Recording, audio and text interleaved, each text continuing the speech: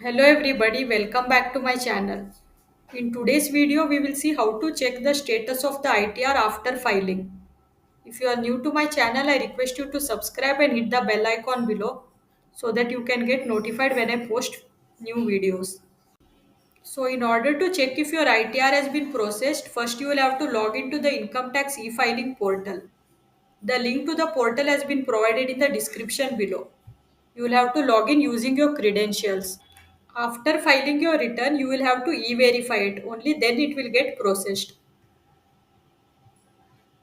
After logging into the portal, to check if the return has been processed, click on e-file, income tax returns, view filed returns.